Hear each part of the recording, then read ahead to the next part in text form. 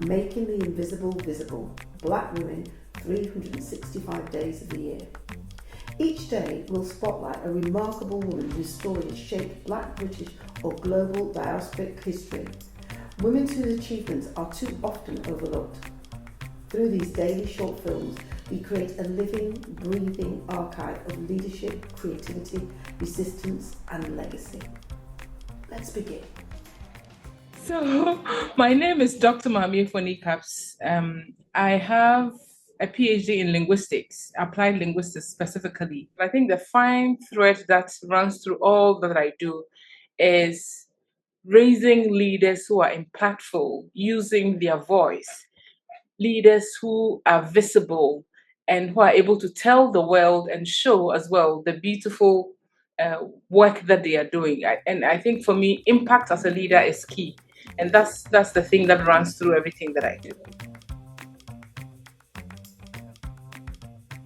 So on a day to day, it changes because I wear different hats. The things I basically teach are research skills, qualitative research skills, and then organizational communication. I teach that as well. So that will mean getting my students prepped for the class and ensuring that they actually do the reading because students don't like reading. And then I go in there and deliver the session. Then I also work with researchers.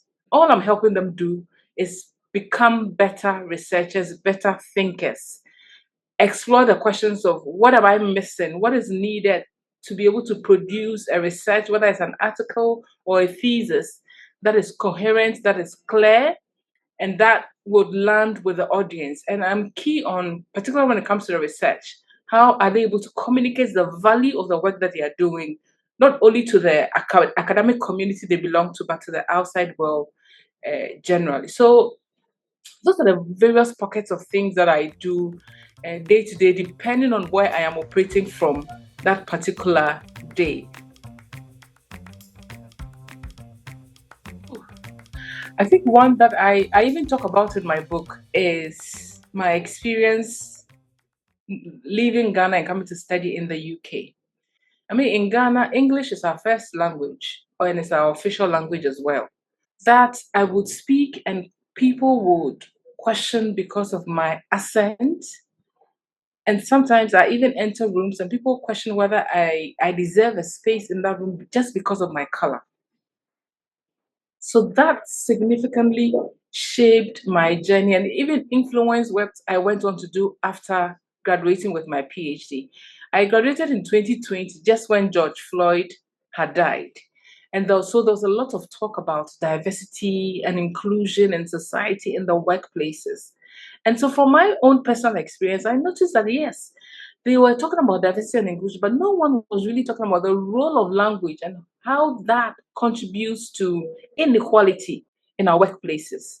So that experience of having gone through it, being questioned, it made me decide that if there's anything I'm going to do, I will do work that raises awareness about this.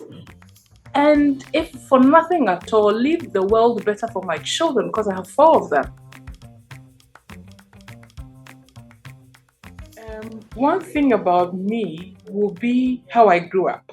I mean, Ghana is a very patriarchal society, so women are not allowed to quote unquote contribute their voice and be heard.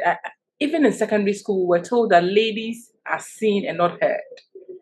And so that shaped my upbringing and how I even used my voice and how I showed up. And I remember growing up, I was always told I'm a bit too much, so I learned how to mute my voice. That has sort of, I think it has ignited a spark in me that no, we shouldn't raise our young girls to be like that, and that there's a better way to parent. And I wish more people understood that this thing that I don't talk about influences how I show up in the world and how I do my work. And now I help others unmute themselves. How I keep my well being, I'm a person of faith, so I'm Christian. So I have a practice of spending at least 1 hour in the morning journaling, meditating. I find the scripture in the Bible and I just meditate on it. I ruminate on it till it comes like I feel the consciousness of that word coming alive in me. I journal a lot as well. I spend 10 to 15 minutes just journaling about what I'm grateful for. And what that helps me do is to shift my attention from what is not working and what is not moving as fast as I want it to what is actually working. I exercise as well. If I'm not as busy, I try to do it every day. If not, when the days are busy, minimum 3 times a week. How do I motivate myself, even in the days that on the days that I feel like I don't want to do it, is the messages I get from people who've either read something I posted online about my journey, somebody who's attended something I have organized and said, "Thank you, that was so impactful. I can see myself in you, and it's beautiful to see that somebody has actually done it, and now you make me see it's possible." I keep those things and I hold onto them so that when I don't feel like doing it, I know that it is worth doing, even if it's not for the huge rewards. The huge rewards will eventually come as time goes on. Thank you for joining us for today's story. Making the invisible visible is our commitment to ensuring that Black women's histories and contributions are recognised, valued and kept in daily circulation. Across 2026, we will continue to share these powerful narratives, 365 days of impact, brilliance and inspiration. Stay connected, join the conversation and help us champion the women whose journeys continue to shape our world. I'm Paulette Brooks and I'm looking forward to seeing you tomorrow for the next story.